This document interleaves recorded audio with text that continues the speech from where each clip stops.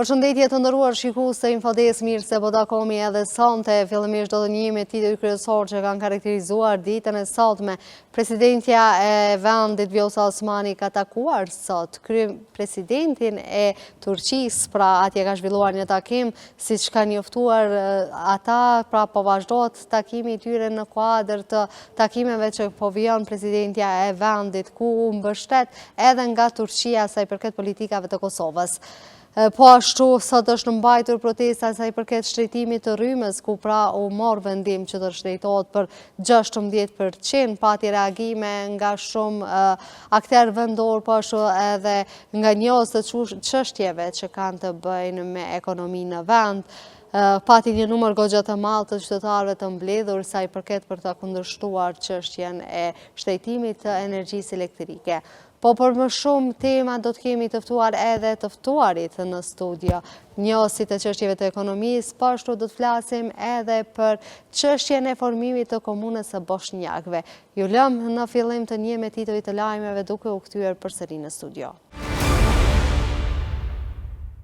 Presidentja Vjosa Osmani është takuar me homologun e saj turk Recep Tayyip Erdogan. Në një postim në Facebook, ajo ka thënë se Erdogan është lider që i qëndroi Kosovës pranë gjithmonë, në çdo sfidë e në çdo sukses. Ai është një zë i fuqishëm i miqësisë dhe vizionit të përbashkët, një mik i dëshmuar i Kosovës, një zë i fuqishëm për të drejtën tonë dhe një shtyllë e fortë mbështetje në çdo etapë të shtetëndërtimit. Turqia është dhe do të mbetet një partner kyç për paqen, sigurinë dhe zhvillimin rajonal. Marrëdhëniet tona janë më shumë se miqësi, janë një partneritet i ndërtuar mbi besimin, respektin dhe vizionin e përbashkët për të ardhmen, tha Osmani.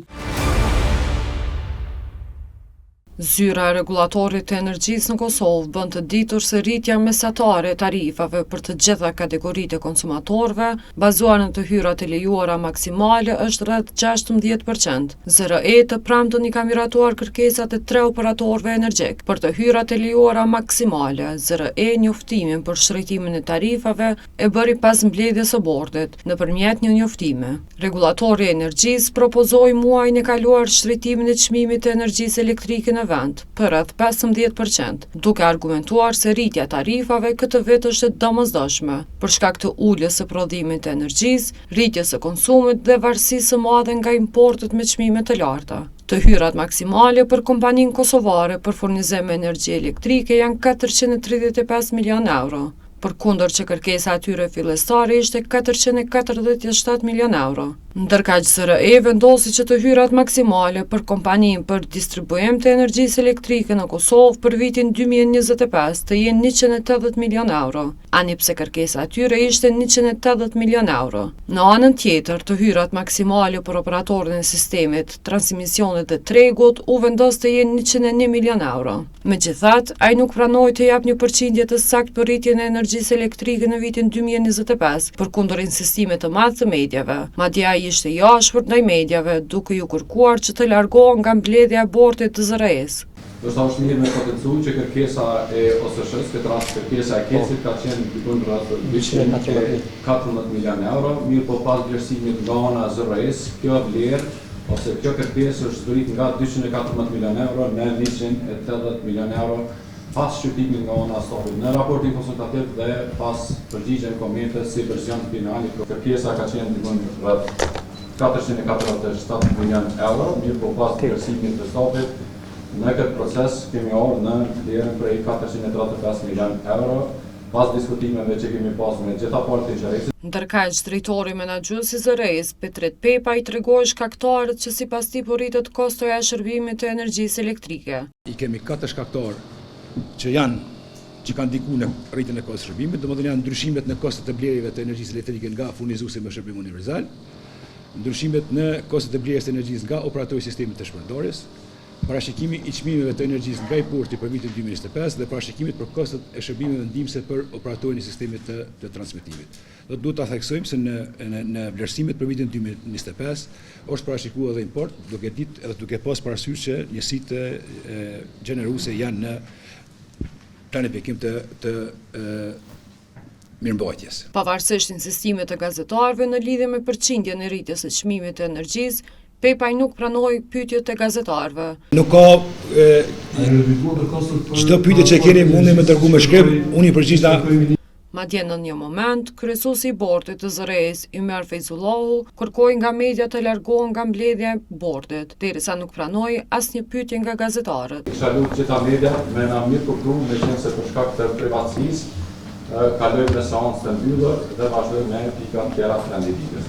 Më vonë, zërejë nëpërmjet një njoftimi pas mbledhjes së bordit tha se rritja mesatare e tarifave për të gjitha kategoritë e konsumatorëve bazuar në të hyrat e lejuara maksimale është rreth 16%. Regulatori i energjisë propozoi muajin e kaluar shtrejtimin e çmimit të energjisë elektrike në vend për rreth 15%. Si jemi gjenerator të paguajmë faturat tuaja, kush të del për buk nuk të del as drita. Qytetarët nuk janë bankomat, s'po na del për rrym e ju po kërkon 15% më shumë. Fatura jon, pasuria juaj. Rroga s'na del për të jetuar, jo na e rritni rrymën, kjo nuk është jetë, është mbijetesë. Këto ishin disa prej sloganeve të qytetarëve që protestuan për herë të dytë në sheshin Zer Pajaziti në Prishtinë, e deri tek zyrat e SRE-s me prani të policisë së Kosovës, kundër rritjes së çmimit të energjisë elektrike. Njëri nga aktivistët e grupit Asnjë cent më shumë, Besnik Shabiu, tha se thirrja e qytetarëve nga protesta e kaluar shkoi në vesh të shurdhër. Ai paralemroi se do të dërgojnë padi në gjykatën themelore të Prishtinës për rritjen e çmimit të rrymës nga ZRE-ja. Ju shkoi në vesh të shurdhër zyrtarëve të ZRE-s. Në mënyrë të njëanshme, bordi skandaloz i zyrës së rregullatorit për energji vendosi në emrin e qytetarëve të Republikës Kosovës pa i pyetur dhe pa i marrë konsiderat komentet e tyre. Ata sot nuk e përfaqësojnë dhe nuk janë atje për ta rregulluar aspektin energjetik në Kosovë, por janë atje për ta dëmtuar edhe më tutje standardet e qytetarëve të kësaj republike.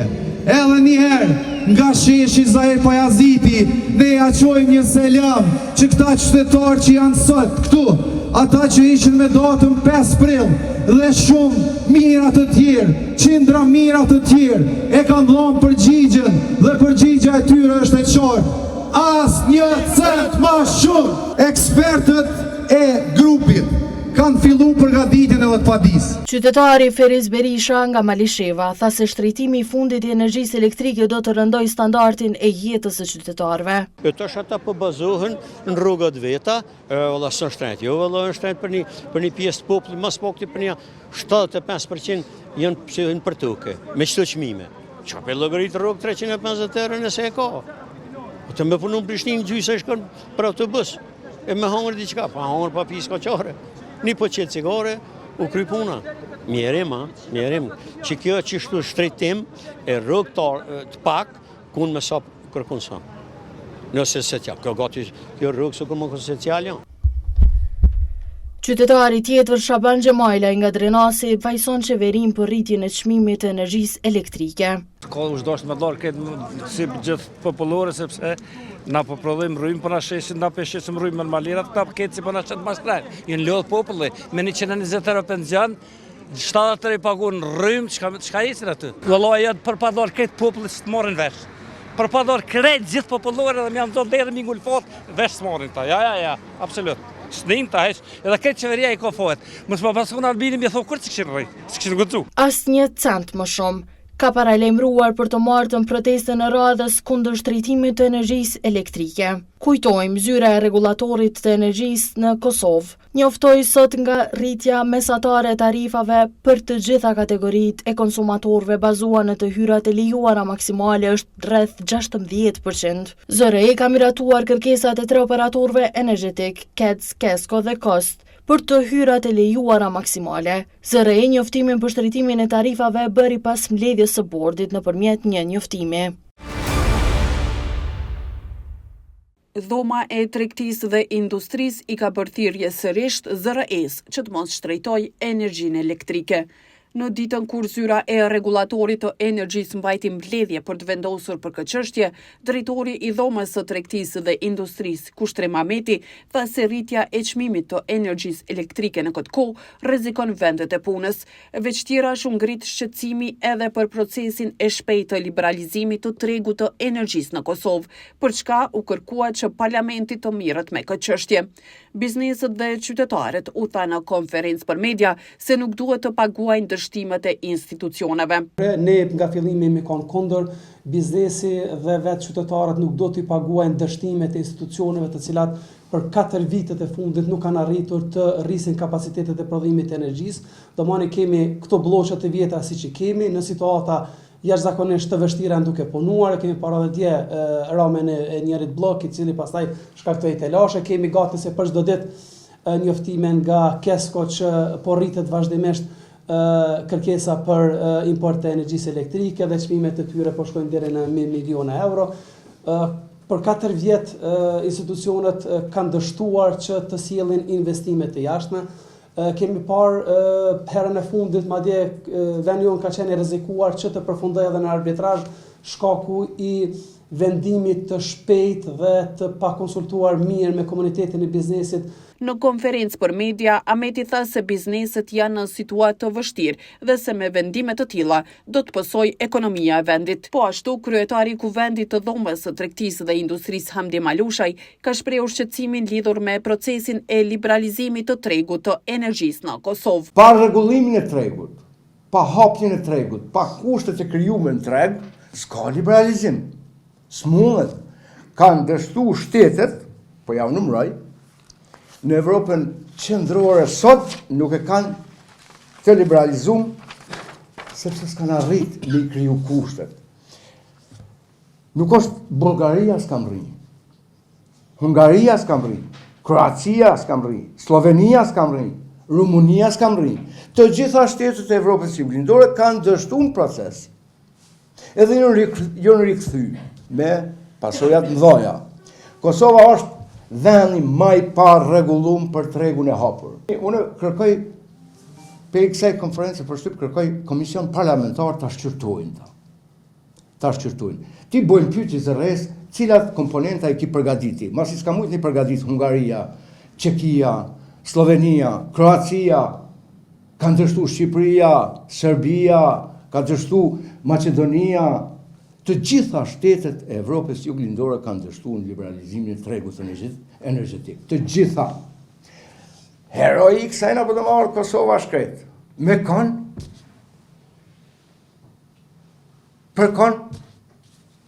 për cilin qëllim.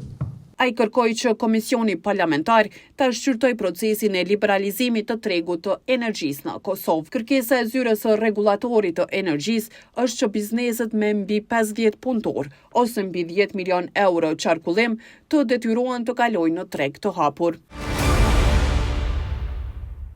Avni Dehari nga lëvizja Vetëvendosje është regjistruar si deputet i Kuvendit të Kosovës. Dehari tha se vetëvendosje me çdo që bën qeverinë e re për të është njësoj.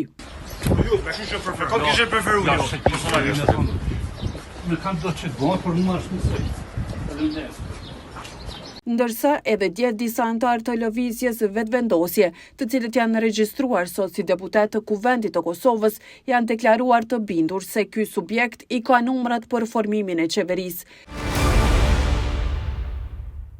Deputetët e zgjedhur të Partisë Demokratike të Kosovës kanë arritur në Kuvendin e Kosovës për të regjistruar si deputet të legjislaturës së nëntë. Aty u pa edhe kryetari i PDK-s Memblik Krasniqi, i cili është pyetur nëse ka marrë ftesë për ndonjë takim me kryetarin e lëvizjes Vetëvendosje, Albin Kurti, derisa shtoi se po presin nëse ai mund ta themelojë qeverinë e re. Është një rodhë shumë normale e legitimitetit që në një rast që i pari dështon, atëherë i dyti e merr mandatin. Presidenta do duhej në rast të shtimit të zotit Kurti si i parin këto zgjedhje, me naftu neve për me mandatu një kandidat. Ne kemi mandatu në Bedri Hamzën dhe Bedri Hamza jam i bindur që është për te një figurë partijake politike, një figurë e pranueshme edhe për parti tjera, por edhe për qytetarët në përgjithësi, pa dallim të votave që i kanë dhënë me datën në shkurt. Jam i bindur që kishim me arrit me I vendos interesat e vendit për të interesave dhe kërkesave partijake që mund të kenë parti. Ai shtoi se nëse Kurti dështon ta themelojë qeverinë e re, ata si partia e dytë janë të gatshëm. Siç u kemi njoftuar, ne kemi komunikim të vazhdueshëm me partitë opozitore dhe besoj shumë që duke respektuar rendin kushtetues, hapat kushtetues, në momentin që një gjë e tillë do të merr validitetin legal pas dështimit potencial, po I them, të partisë së parë me themelu qeverinë e re, ne shumë shpejt besoj do të jemi të gatshëm me ofru qytetarëve dhe vendit një qeveri tjetër. Ai derisa hynte në kuvendin e Kosovës është pyetur dhe sa I përket pozitës së presidentes. Shumë herët më vjen president. 19 muaj mandati kanë me presidentës aktuale. Sigur të mirëshim vesh shpejt për me themelu një qeveri të re, të hequr nga Bedri Hamza, më merr mendja që në proces janë 10 muaj, 19 muaj, të cilat do të sillen në situatë të re. Gjatë ditës së djeshme si deputet të Kuvendit të Kosovës janë regjistruar deputetët e zgjedhur nga partia e parë që doli në zgjedhjet e 9 shkurtit, lëvizja vetvendosje. U kthyem në studio për të folur për çështjet ekonomike në vend. Me mua në studio është ekspert I njohur I çështjeve ekonomike, zotëria Jakob Bellaqa. Faleminderit shumë që gjete kohë që të jesh pjesë e Infodes. Përshëndetje për audiencën e juaj. I nërrum si njohës I kësaj fushë mjaft rëndësishme dhe etike për jetesën e të gjithëve neve, do të kishim dashur të di më shumë lidhur me pikpamjet e tuaja për shtrejtimin e rrymës, pra që u bë për 16% tani më e konfirmuar prej zërëjes. Po, faktikisht unë si çdo qytetar, edhe dashur në cilësinë e ekspertit ekonomisë, faktikisht nuk e kam mirë pritur, nuk e mirë presë, edhe zërim ka qenë që mos të ngritet çmimi tarife dhe me thënë të energjisë elektrike, sepse faktikisht inflacioni për çdo ditë, për çdo muaj është duke ngritur, krahun tjetër çmimet për produkte elementare për çdo muaj thuaj është duke ngritur, edhe në aspekt mujor edhe vjetor, gjithashtu edhe kjo e rëndon më shumë jetën e qytetarëve në aspektin ekonomik. Sidomos ndikon te kategoritë me të hyrat e ulta, kategoritë me asistencë sociale, kategoritë me pensionale, gjithashtu është punësuar si në sektorin privat, gjithashtu në sektorin publik, por ndikon edhe tek bizneset, sepse arrit koston e të operimit qoftë në prodhimin e produkteve, qoftë në shërbime, gjithashtu ekonomitë familjare apo ambisrit, dhe me thënë familjare ndikon, gjithashtu edhe te prek çdo qytetar, çdo individ, por është një efekt negativ në këtë aspekt se momenti ku ka ngritje çmimet e energjisë elektrike faktikisht edhe e vështirëson edhe zinxhirin furnizues të artikëve elementare bazike, të cilët nuk mundet pa asnjë qenie njerëzore apo asnjë individ, asnjë familje, asnjë konsumator nuk mundet që të jetoj në aspektin fizik dhe në aspektin biologjik, mirë por rëndon edhe në aspektin ekonomik, e kjo është për shkak që pasi rëndon edhe jetën socio-ekonomike, edhe faktikisht dobëson edhe fuqinë blerëse të qytetarëve për artikujt bazike, momenti kur e dobëson fuqinë blerëse faktikisht krijon përkeqësim situatës ekonomike, situatës tregut, faktikisht krijon mos produktivitetin e duhur edhe tek bizneset, gjithashtu ndikon edhe te thjesht sikur që është dukuri shqetësuese tek 33-at që për çdo ditë janë duke nshuar Kosovën faktikisht, edhe tek bizneset ndikon që do të ndikojë edhe më shumë besoj. Sigurisht ndikon, edhe do të ndikojë edhe më shumë, edhe do të kurrët edhe fuqia punëtore në biznese, faktikisht ka qenë në dukuri edhe më herët, pa ende duke është shqetësuese, çdo dyti biznes kërkon punëtor, për arsye se për çdo ditë më shumë janë duke nshuar Kosovën, për shkak se kosto jetës shumë e lartë, edhe pse ka ngritje të vogla, dhe me thënë disa vite, ngritje të pagëve, faktikisht edhe prapë ndikon negativisht edhe në kosto jetës, edhe çmimet elementare bazike, janë sidomos disa artikuj bazike, janë lartësi në vendet e perëndimit. E ne jemi ekonomi me status të ekonomisë në vendeve të zhvillim, ndërsa në perëndim Gjermani, Itali, Austri, Zvicra, ato janë statusin e Francës, ato kanë statusin e ekonomisë të zhvilluar, janë ekonomi të mëdha.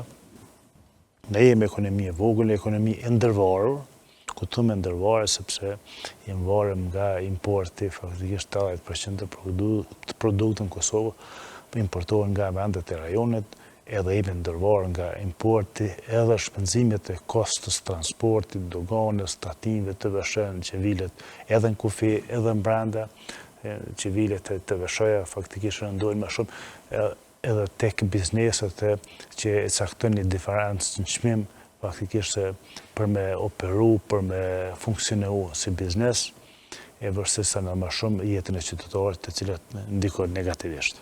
Përmende punëtorët, pra, me rastin e rritjes të çmimit të energjisë elektrike, pra do të kemi edhe një mënyrë edhe punëtorë më pak të punësum, duke ditur se sa do të jenë të përballueshëm për ekonomi nëse ka një numër më të madh punëtorëve, duke ditur se çysh funksionon tek ne kjo çështja e punëtorëve, s'kan punë e zvogloj numrin.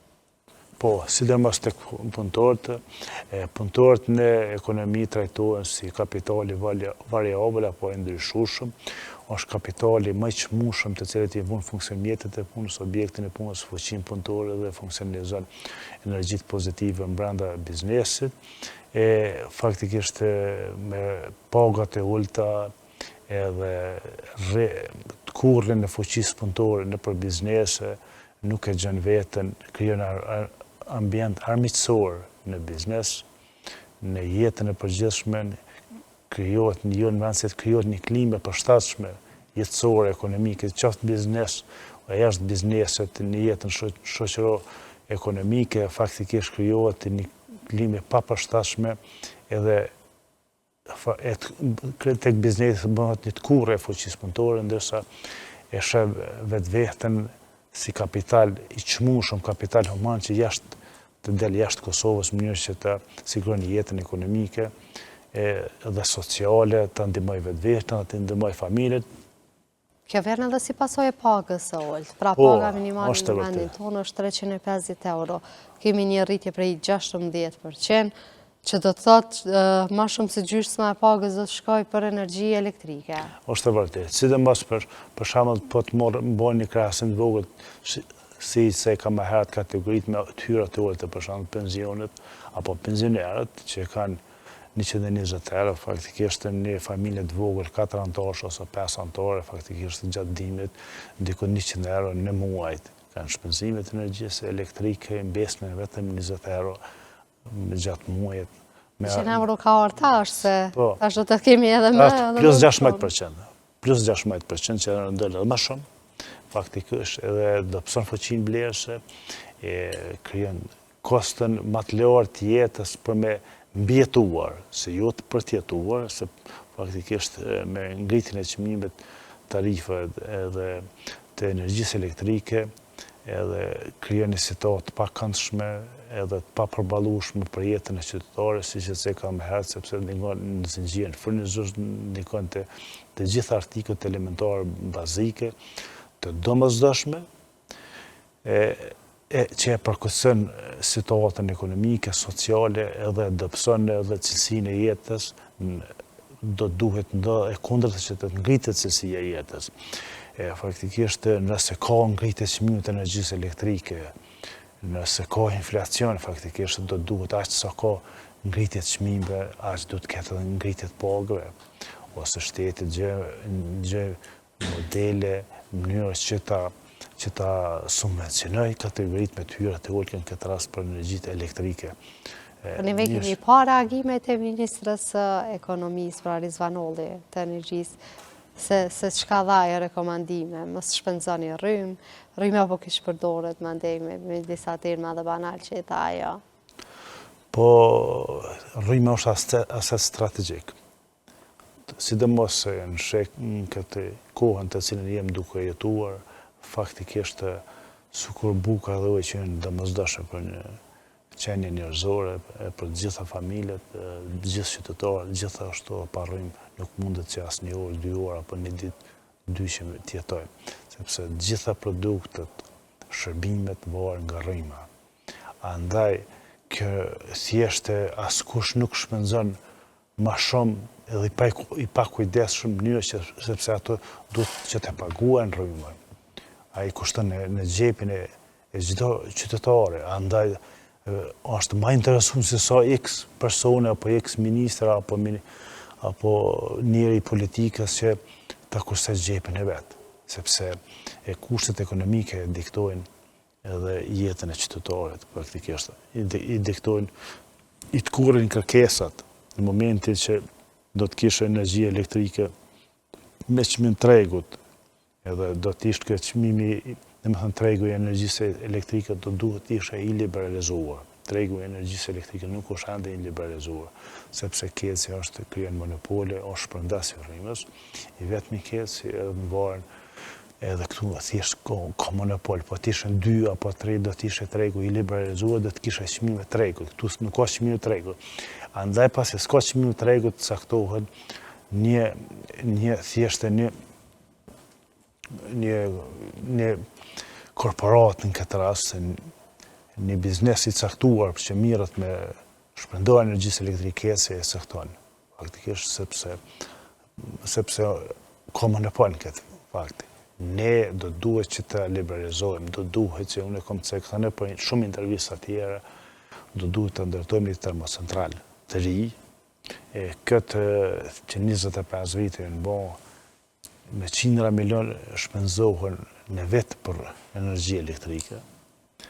Ma herët, si pas një studimi fizibiliteti në aspektin ekonomik për 1.2 miliard euro ka qenë para disa vite që më ndërtu një termocentral i ri, ne i kishëm ndërtu disa termocentrale, se jo një.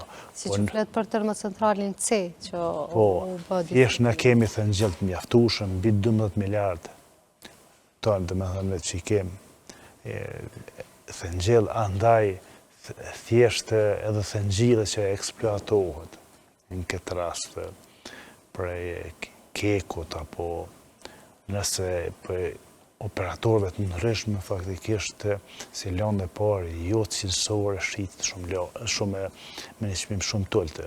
Faktikisht ne do duhet që po të ndërtohe thjesht keni një termocentral të ri apo po të ndërtohe një termocentral tjetër ne do të kishëm çmimet e energjisë elektrike më të ulta në rajon, do të ishte përballueshëm momentin kur të ka çmimet e ulta të energjisë elektrike edhe çmimet elementare bazike do të ishin të stabilizuara. Faktikisht. Tek ne për çdo ditë ngritën çmimet. Unë para 2 javë apo 3 kur ka paralajmëruar 3 javë faktikisht parafarsisht që do të ketë ngritje çmimet të energjisë elektrike për 15% pas 2 ditëve. Jem dëshmitar që artikujt elementarë baziku dikun 10% janë ngrit. Edhe kom vrejt, edhe faktikisht edhe i kom informatat që kom disponuar në atë kohë, ende pa hyp fuqi. Faktikisht tash vetëm është aplikuar sot, është e konfirmuar si mas si 16%, kjo rëndon edhe për 16% faktikisht ma shumë jetën e qytetarëve, sidomos të kategoritë si e ka betyrat të ultë ndikon ma shumë negativisht e bën edhe ma të papërballueshëm jetën e qytetarëve. A besoni që do të ketë edhe më shumë migrim duke ditur mënyrën e jetesës e cila po vështirësohet edhe me tutje në vendin tonë? Po sigurisht sepse faktikisht me këto paga të ulta ai nuk mund me jetu. Çdo i punësuar për shembull. Sa sipas jush do të me qenë paga minimale në vendin tonë, duke pasur për bazë të gjitha këto ballafaqime që po i bëjmë në jetën tonë të përditshme? Unë gjithmonë kam qenë udhëtar, edhe jam udhëtar, që ne duhet të paga minimale do duhet të jesh sipas rajonit. Nëse ka X vendi, Maqedonia, apo Malezia, apo Shqipëria 500 euro duhet ta keshim edhe ne. Edhe pse bruto produkti i ekonomisë Kosovës është mbi 10 miliard euro, ma jo si disa ekonomi, mirë po paga minimale do të jesh sipas rajonit, atëherë do të kishte do të kishe arsye edhe një pretekst i fuqishëm, domethënë sepse arsyeshmëria ekonomike është e mjaftueshme edhe nuk është diskriminuese faktikisht. Ka pasur ngritje pagës minimale, por nuk është e mjaftueshme sepse çmimet për çdo ditë janë duke ngritur, inflacioni për çdo ditë është duke ngritur. Faktikisht edhe në ekonomitë normale, në shoqëritë normale është 2-3% vjetor të inflacionit. Këtu ka për çmimet alimentare bazike ka 40-50%, ndoshta edhe më shumë. Që është goxha shumë dhe jo normale. Jashtë normale, ndërsa çmimet jo elementare faktikisht janë më të ulta ndoshta si në rajon.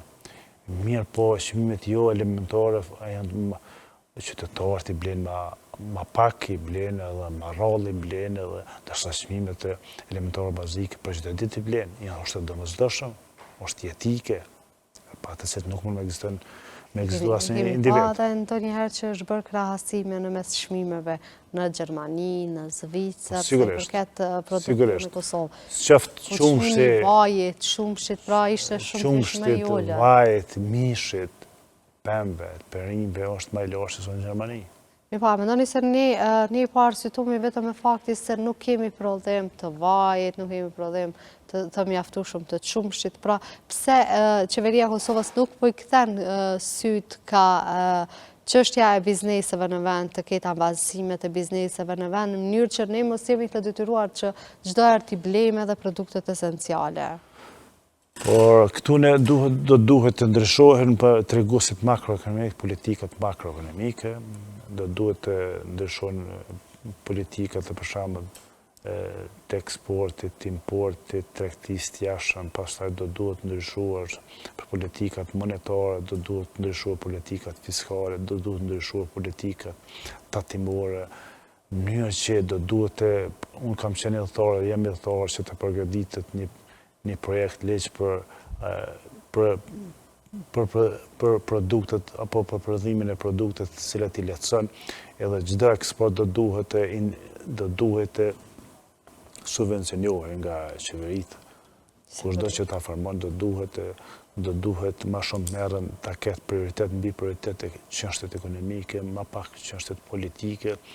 Agenda ekonomike do duhet dominojë përpara agendës politike. Ne jemi shtet i vogël, shtet i ri, ne jemi të fuqishëm si shoqëri, si shtet vetëm nëse jemi ekonomikisht domethënë të fuqishëm, funksional, edhe do duhet ku e ceka për produkte elementare bazike, unë jam i thirrur që ta përgatisin në mënyrë strukturore një ligj për produktet elementare, për çmimet tavan dhe çmimet dysheme, ashtu siç janë të në disa vende të rajonet, po edhe në çdo ekonomitë e mëdha, ato janë sepse edhe në Gjermani për shembull ose në çfarëdo shteti me status ekonomisë zhvilluar, po edhe në Maqedoni para pandemisë është aplikuar çmimet, domethënë që çmime projekt ligje për çmimet elementare bazike, për çmimet tavan dhe dysheme, domethënë caktohet çmimi tavan se deri ku do ta ketë marzhën e çmimeve, domethënë. Ndërkaq tek neve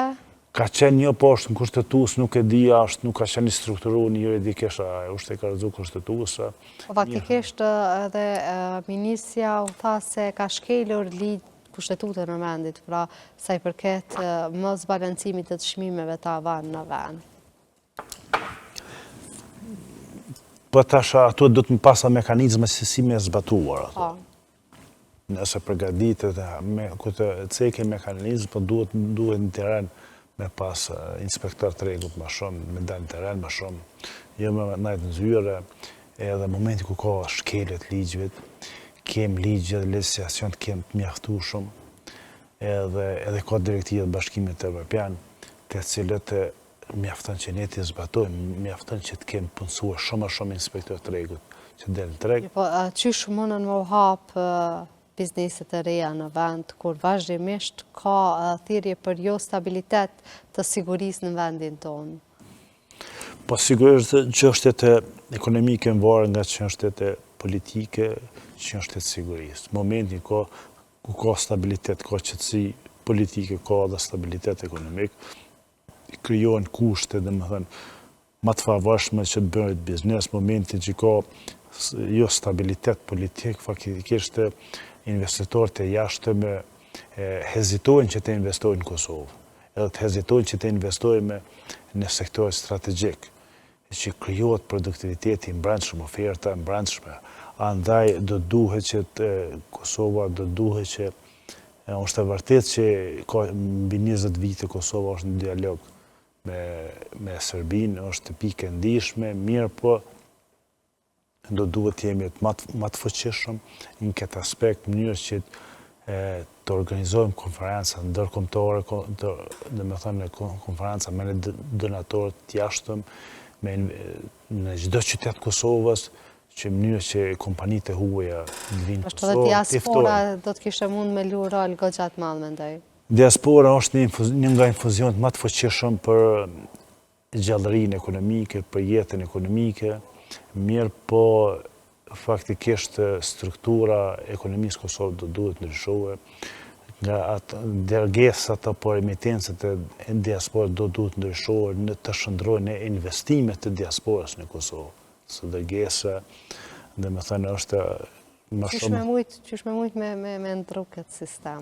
Mune me ndru me kriju kushtet favorshme, me të bërët biznes, shtetit me ligjet me ofru, për shembull 5 vite me ofru lokacion, nëse i punëson kaq, punëtor, 5 vite në lokacion çdo komunë me ofru që thjesht mos më pagu qërohen, gjithashtu mes me ngarku, me lecu me tatime, për shembull të veshoja nga 18% shumë artikujt elementarë bazike do duhet zbritën me 5%. Kam qenë autor, jam autor, gjithashtu të veshoja nuk duhet me vilet edhe në kufi edhe brenda Kosovës, dhe me thëtë krijohet lehtësira tatimore, të favorshme. Ndoshta duhet me marrë edhe shembujt në rajon, pra. Sigurisht. Serbia, cila është një thithse e këtyre investimeve, sidomos amerikane, pra. Po sigurisht se ne të varëm, ne duhet jemi një pakete përbashkët me rajonit, sepse dashe pa dashe, shtetet e rajonit duhet të zhvillohet shtylla e jashtme e ekonomisë, që është shtylla e tretisë e jashtme, dhe më thënë që bëhet eksporti dhe importi, edhe kosto e ma është me orët, nuk duhet që ekonomitë e rajonit të mirë me nacionalizma, po do duhet të krijohet hapësira të bashkëpunimit, në bashkëpunim ekonomik, sepse ekonomia është që bashkon popujt të ndryshme, të largohen armiqësitë politike mes popujt të ndryshme, edhe ekonomia që i bashkon jashtë dhe bashkëpunimi ekonomik, faktikisht edhe i normalizojnë raportet me gjitha vendet e rajonit. Gjithashtu do duhet që me stimulu prodhimin e brendshëm, do duhet të vendosim tarifa për mbrojtjen e produktet brendshme. Për me stimulu prodhimin e brendshëm, do duhet për produktet e jashtme do të ngritën tarifat. Çish po ndodh për shembull këtë rast Donald Trump, presidenti i Amerikës, ai është vjen pi botës biznesit, është duke fuqizuar ekonominë amerikane, është duke stimuluar për me zhvillu ekonominë amerikane. Unë mendoj që mas 3 vite, 4 vite, ka me qenë shumë ma zhvilluar ekonomia. Do duhet që edhe neti për me favorizu prodhimet e brendshme, qoftë bujqësore, qoftë blegtorale, industrinë e lehtë, dhe pastaj do duhet ndryshohet modeli i ekonomisë. Tek ne është aplikuar modeli i ekonomisë lineare, do duhet kaloj nga ekonomia lineare, do duhet të përdorme ekonomisë qarkulluese, qarkore, do duhet faktikisht të kalojmë në ekonomi qarkulluese faktikisht, se do të duhet ndryshojnë këtë rast me një politika të favorshme, kushdo që të formon qeverinë, do duhet të përgatit një agjendë ekonomike, do duhet të përgatit një strategji kombëtare për ekonominë Kosovës, që ka kostën e vetë, por do duhet që me ekspert ndërkombëtar, por me ekspert vendor, një që ta nxjerrë ekonominë e Kosovës nga kjo situatë, nga situata e mbjetesë në një situatë me një stad më të lartë, më të favorshëm që të zhvilloj ligjet ekonomike, proceset ekonomike, edhe thjesht qytetarët e Kosovës të shohin si vend, si të përshtatshëm edhe me kushtet të favorshme që për me jetu e me zhvillu jetën në Kosovë. Jo ta shikon Kosovën si kur një vend thjesht që pajetueshëm, faktikisht. E vërtet. Po, neve kemi pa që ka tarifa edhe nga Shtetet e Bashkuara të Amerikës, pra a munden këto tarifa të ndikojnë në gjendjen e ekonomisë në vendin tonë? Tek tarifat, si marrë disa dhënave statistikore, dikon vitin e kalum, Kosova ka pas eksporte për Amerikë, dikon 39 milion euro, nuk është vlerë modhe, faktikisht nuk ndikon qëtëshëm. Ne jemi, Amerikën kemë aleat strategjik sinqert për hershëm që e ka themelu shtetin e Kosovës, edhe e ka funksionizu shtetin e Kosovës, ndoshta aleatin më të sinqert që i ka shty edhe duke shty gjitha proceset ekonomike nuk ndikon, shumë pak ndikon. Me pa ato bizneset që operojnë pra në Amerika atje tashmë që kanë fillu për mi dërgu mallrat atje, a ka mundësi të shuhen ato biznese? Ose ndoshta përveç faktin që kanë arritur atë? Jo, për shkak sepse tarifa që është aplikuar për Kosovën, Shqipërinë dhe për molin e zi është 10% më ulët se çdo vend të Evropës, jo vetëm Ballkanit. Ndërsa për vendet e Ballkanit përndimor disa që ka aplikuar 35% Serbinë, për Kroacinë, ato vende të tjera, kjo është thjesht është minimale për Kosovë, kurrë nuk ndikon negativisht për ekonominë e Kosovës, as nuk duhet bërë alarm, as nuk duhet krijuar panik apo diçka me bot modë se kurrë nuk ndikon absolutisht.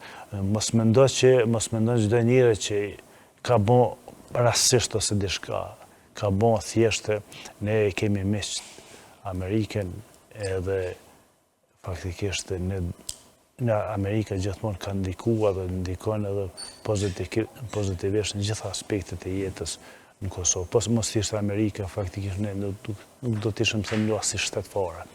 Ne vetë fakti që për 5 vendet e Evropës, të cilin shtetet më të fuqishëm disa shtetet e Evropës që nuk po njohin, po ndikon në aspektin e ekonomik Kosovës që Kosova mos të integrohet në mekanizmat rajonal dhe evropian, që ndikon negativisht edhe në ekonominë e Kosovës, ndikon negativisht në të bërët biznes, ndikon negativisht edhe në eksportin, importin, edhe integrimin e produktëve madje në Kosovë në Evropë, edhe faktikisht ato janë 5 vendet të cilët duke janë penguar ekonominë e Kosovës, përpas që nuk në njohin si shtet, faktikisht ka shumë vite për shembull që ne që jemi shpallë pavarësinë, ato nuk na njohin, edhe thjesht për arsye të ndryshme faktikisht edhe që nuk e mbështesin ekonominë e Kosovës si shtet edhe në aspektin ekonomik edhe në aspektin juridik.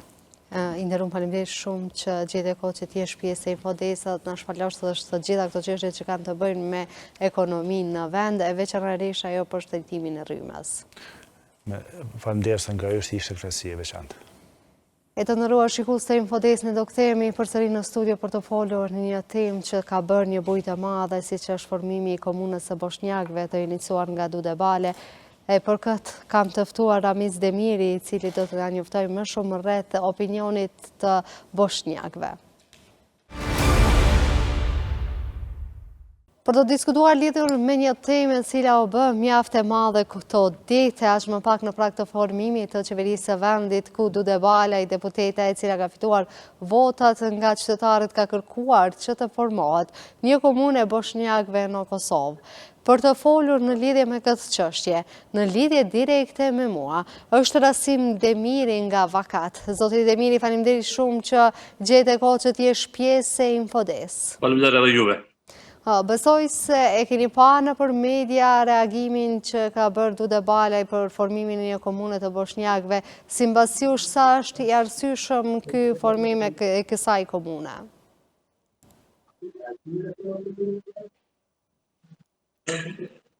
Edhe një herë faleminderit shumë profesin që sot muj me fol për këtë çështje që është shumë e rëndësishme për neve, për komunitetin boshnjak.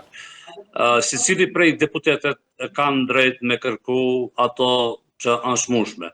Se përket komunes, tash nuk e di ju tash a keni ju gabim, a keni dëgju gabimisht, por në anën tjetër edhe Duda ka thonë që ashtu e ka përmend komuna e Bosnjakëve. Na, që jemi komunitet Bosnjak, na nuk kërkojmë me qenë një komunë e Bosnjakëve, na kërkojmë komuna e Reçanit. Sipas regjistrimi i fundit që kemi pas tash, në rajonin e Zhupës në Reçan, ku duhet me qenë komuna e Reçanit, Pra të mos jetë specifikisht për Bosnjakët. Jetojnë edhe shqiptar. Pra të mos jetë komunë specifikisht ashtu si që ka thënë Dude Balaj, komunë e Bosnjakëve, po aty ku ka edhe shqiptar, pra komuna e Reçanit.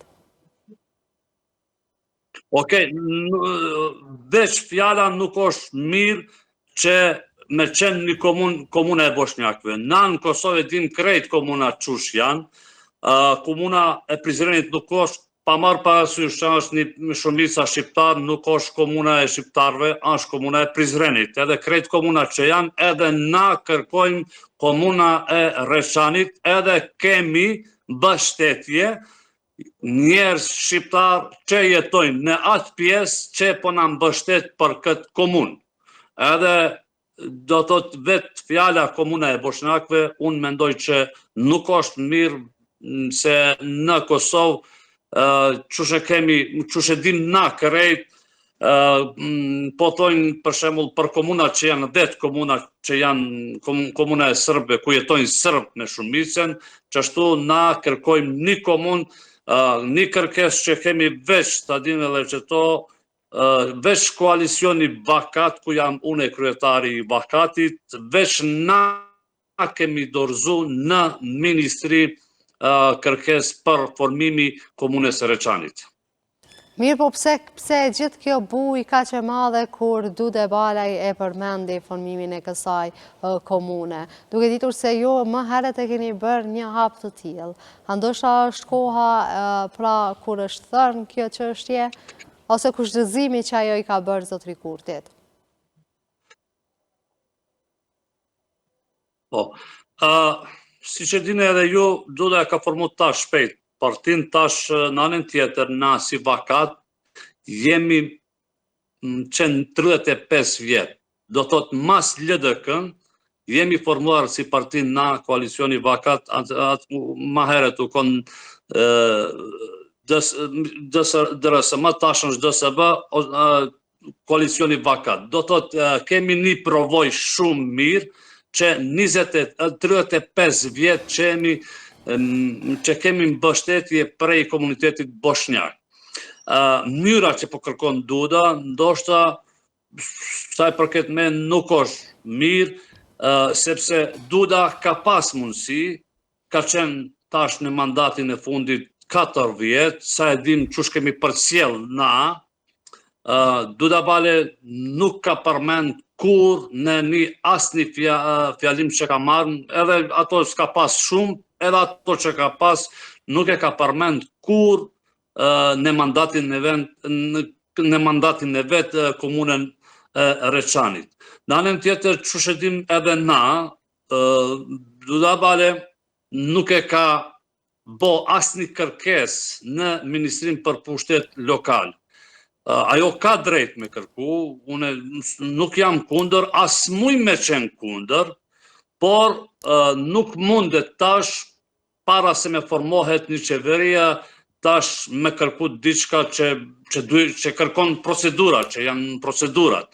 Edhe unë e kom propozu para zgjedhjeve, kur kemi pas bashk debatën me Duden edhe me Emilian Rexhepi, se na jemi 3 deputet prej komunitetit Bosnjak, unë e kom propozu, pa marrë parasysh që kemi partit shtu vetë, unë e kom propozu të bojmë një marrëveshje bashk, edhe kërkesat të kemi përbashkët. Por Duda ka dal, nuk ka dash shtu me neve të bojmë diçka, edhe Cila keni dashur ju që t'jetë marrëveshja? Nuk do thotë që Duda e ka hapësirë ma shumë me fol në për televizionet, nuk do me thonë që veç ajo lufton për këtë komunën, edhe na jemi, s'muj me thonë që edhe Emilia që sa shkundër, por nëse këshurim tash na si vakatin, na kemi marrë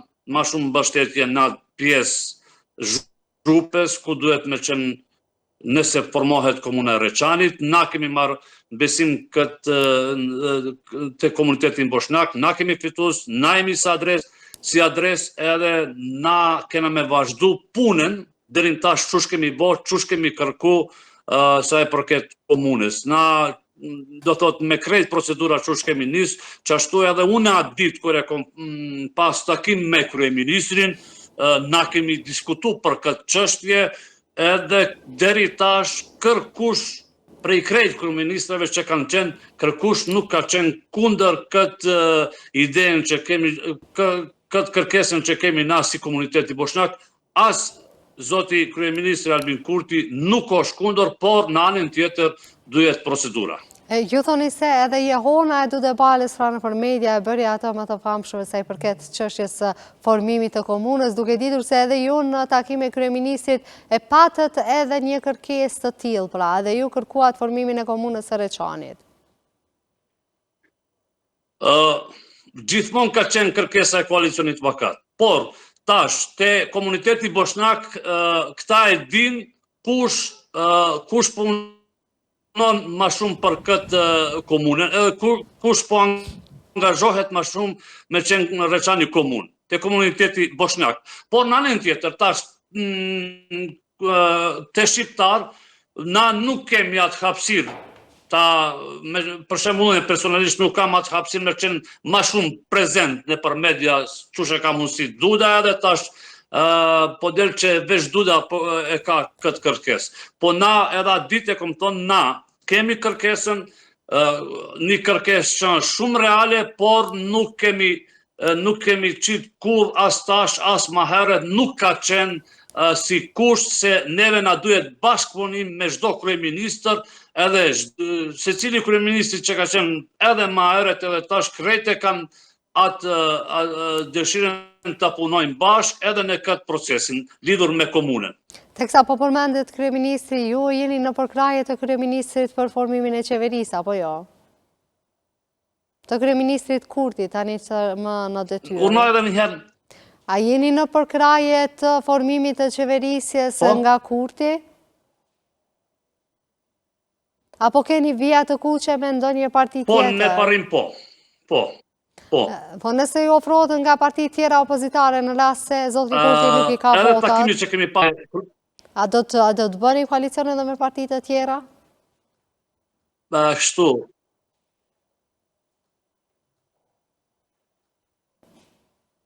Unë edhe ma heret e kom thonë që na i koalicion, që ekzistojmë 35 vjetë, edhe nuk është si të partit tjera që vendos veç individi. Unë jam i pari, kështu veç si kryetarin, por na kemi kryesin, na kemi koalicion, edhe takimi që ka qenë me zoti kryeministrin, që kemi pas ftesën para një javë, na kemi përvendim në këshillin e partisë. Qashtu, për çdo veprim, partia është që vendos çush ka me qenë, edhe për pyetje që keni pas, a keni vijat e kuq, na nuk kemi vijat e kuq, personalisht as unë prap ka me vendos kryesia e partisë çush kemi vepru matuti. Unë tash faleminderit shumë që gjete kohë që t'jesh pjesë e Infodesë dhe na shpaloshës të gjitha pikpamjet e vakat sa i përket çështjes së formimit të komunës së Reçanit dhe të ftoj që t'jesh ndonjëherë pjesë e Infodesë dhe të na shpaloshës edhe më në hollësi çështjet që kanë të bëjnë me komunitetin bosnjak. Patëm në lidhje direkte Rasim Demiri nga vakati, i cili dha pikpamjet e tij për formimin e qeverisjes së vendit, po ashtu edhe për pikpamjet në lidhje me komunën e bosnjakëve. Të ndëruar shikues e Infodesi, falenderoj për vëmendjen deri në emisionin e radhës. Mirëmbrëmje.